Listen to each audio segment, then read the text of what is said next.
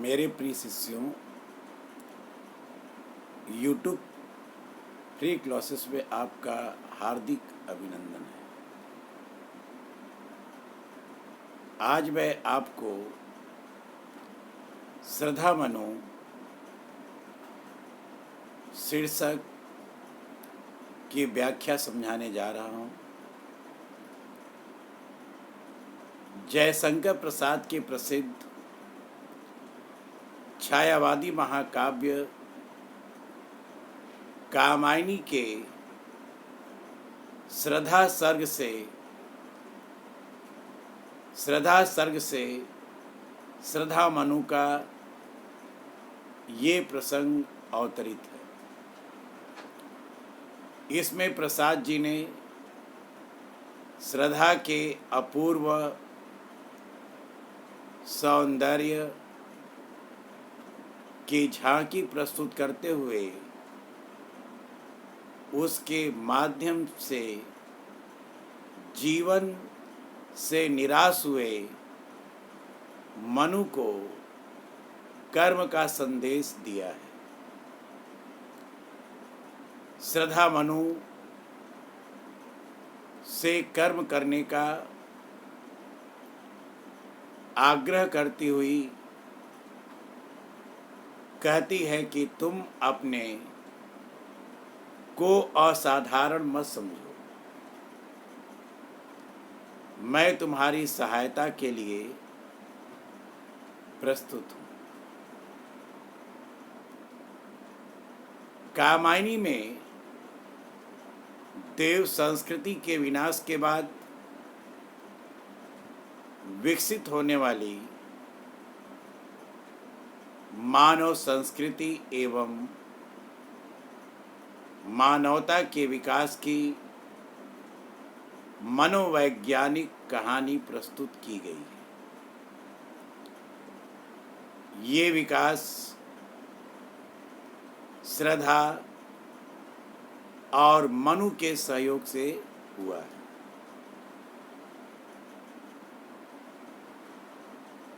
इस श्रद्धा मनु शीर्षक में जयशंकर प्रसाद ने देखिए किस प्रसंग का वर्णन किया है। कौन तुम संस्कृति जलनिधि तीर, तरंगों से फेंकी मणि एक, कर रहे निर्जन का चुपचाप। प्रभा की धारा से अभिषेक। श्रद्धा मनु से पूछती है कि संसार रूपी सरोवर के किनारे समुद्र के लहरों के तरंगों के द्वारा फेंके हुए एक मणि के समान तुम कौन हो? अर्थात जिस प्रकार समुद्र की लहरें अपनी तरंगों के माध्यम से समुद्र की मणियों को समुद्र के तट पर फेंक देती हैं, ठीक उसी प्रकार संसार रूपी सरोवर के किनारे संसार रूपी सरोवर के किनारे संसार के लोगों के द्वारा उपेक्षित होकर तुम बैठे हुए कौन हो? जिस प्रकार वे मणियां उस निर्जन सुनसान या नीरवता से परिपूर्ण स्थान की शोभा को अपनी आभा या चमक से बढ़ाती हैं, ठीक उसी प्रकार तुम अपनी कांति की आभा से उस निर्जन स्थान की शोभा को बढ़ाने वाले या उस निर्जन स्थान का राजतिलक करने वाले तुम कौन हो?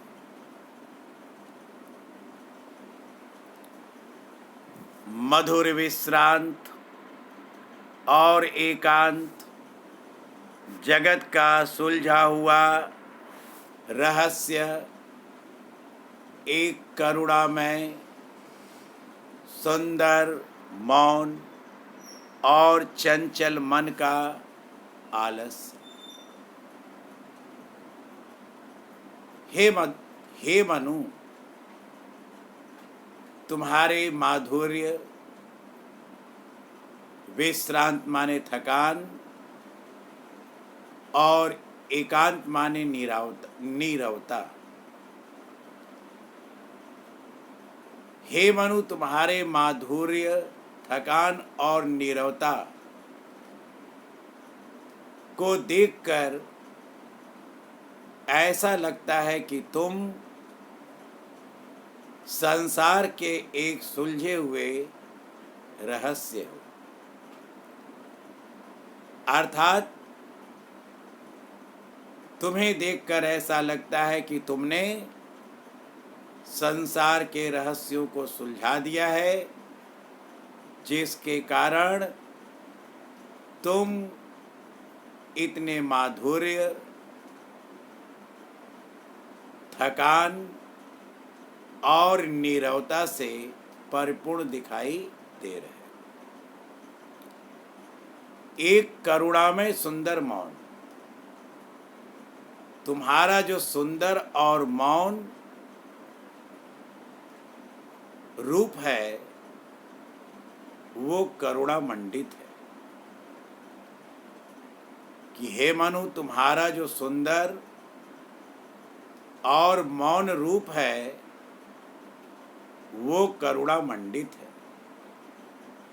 और चंचल मन का आलस्य, और तुम्हारा जो चंचल मन है वो आलस्य से परिपूर्ण है। अर्थात तुम्हारे जो चंचल मन ने आलस्य को धारण कर लिया है या आलस्य से परिपूर्ण हो गया है। सुना ये मनु ने मधुर गुंजार, मधुकरी का सा जब आनंद, किए मुख नीचा कमल समान, प्रथम कवि का जो सुंदर छंद। कमलिनी के समान अपने मुख को नीचे किए हुए श्रद्धा के मुख से जब किसी प्रथम कवि के या आद्य कवि की सुंदर कविता को सुना, कमलिनी के समान अपने मुख को नीचे किए हुए जब श्रद्धा के मुख से मनु ने ये सुना तो उसे आद्य कवि की एक सुंदर छंद या कविता के समान सुंदर दिखाई दिया या सुनाई दिया, और उसे सुनकर उसे जो है भावरे के मधुर गुंजन के समान आनंद की प्राप्ति हुई।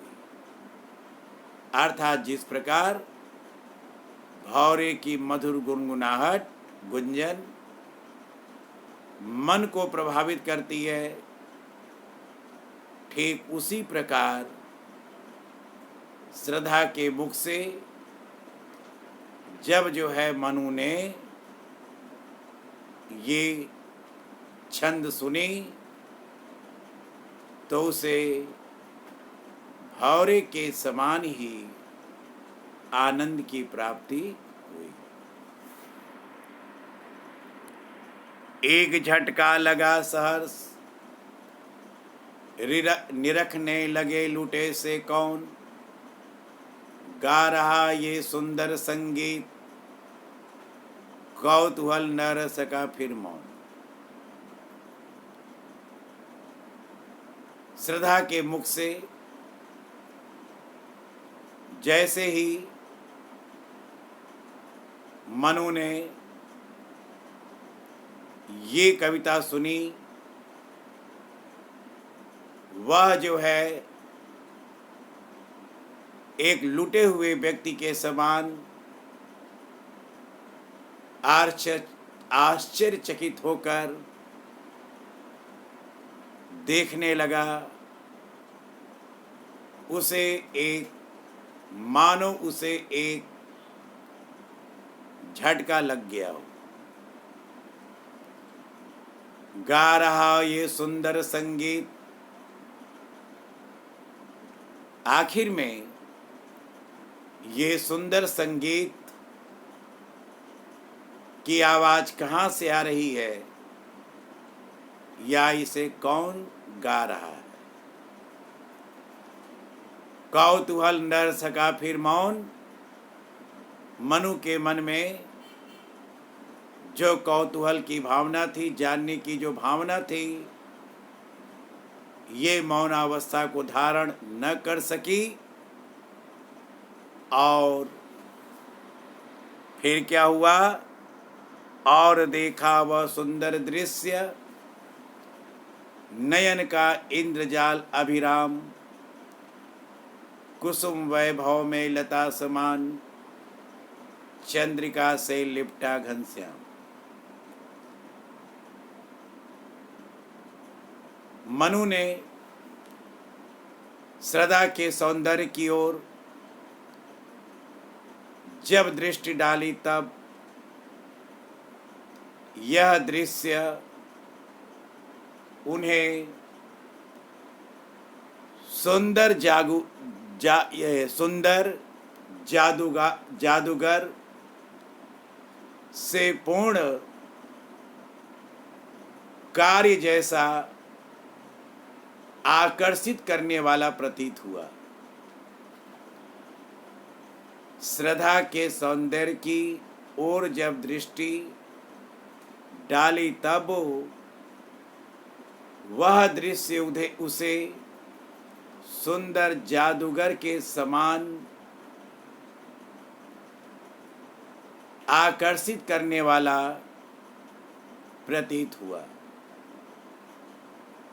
उसे देखकर ऐसा प्रतीत हो रहा था मानो सौंदर्य से लिपटी हुई, उस सौंदर्य से लिपटी हुई श्रद्धा ऐसी प्रतीत हो रही थी जैसे फूलों से आच्छादित या लदी हुई कोई लता हो।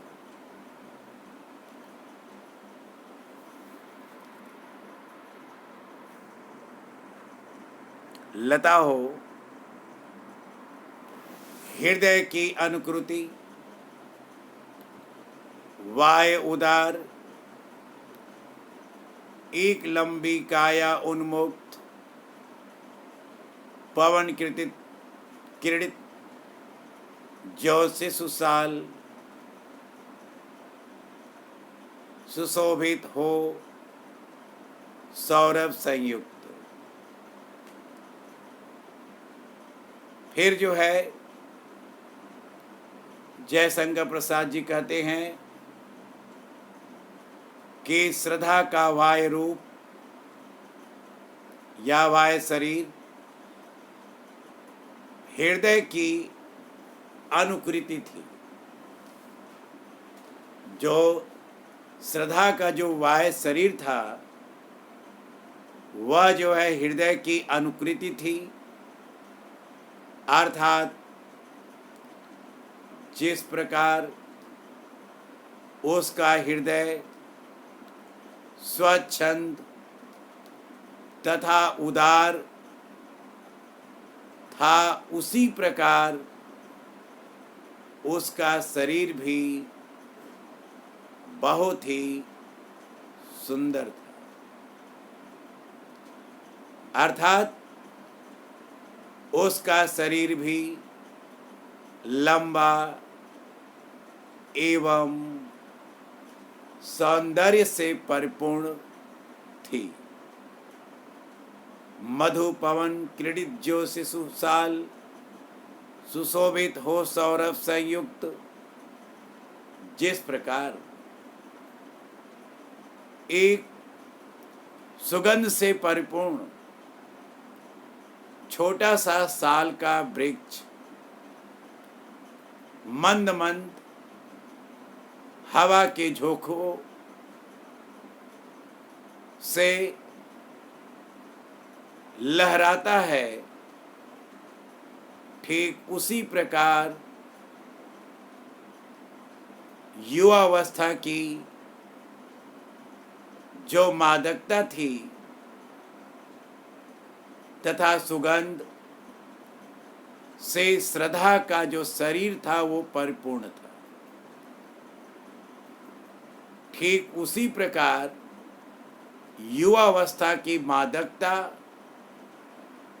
तथा सुगंध से परिपूर्ण श्रद्धा का जो है शरीर था। मृषेल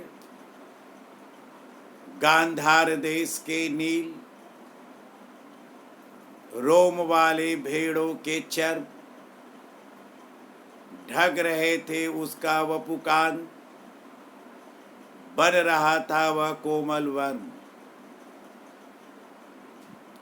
गांधार देश के मिश्रण माने चिकने, गांधार देश के नीले चिकने रुएं वाले मेसों के चर्म माने भेड़ों के खाल, गांधार देश के कोमल नीले रोमे वाले भेड़ों के खाल से श्रद्धा का संपूर्ण शरीर ढका हुआ था, ढक रहे थे उसका वपु, कि अर्थात जो नीले जो है रोमे वाले भेड़ों के खाल थे वे श्रद्धा के शरीर को पूरी तरह से ढके हुए थे। बन रहा था वह कोमल वर्ण, और वह श्रद्धा के शरीर का कोमल वर्म माने कवच, और वह श्रद्धा के शरीर का जो कोमल कवच बना हुआ था। तो गांधार देश में पाए जाने वाले कोमल नीले रुएं वाले भेड़ों के खाल से श्रद्धा का संपूर्ण शरीर ढका हुआ था, और इस प्रकार वह श्रद्धा के शरीर का एक कोमल कवच बना हुआ था, या ऐसा लग रहा था कि वे जो भेड़ों के खाल हैं वे श्रद्धा के शरीर को ढकने वाले एक कोमल कवच है। धन्यवाद। आज यहीं पर मैं अपने जो है पाठन क्रिया को समाप्त करता हूँ। यदि आपको ये जो है पाठन कार्य समझ में आया हो तो आप लाइक कीजिएगा और हाँ, सब्सक्राइब करना मत भूलिए। धन्यवाद। जय भारत।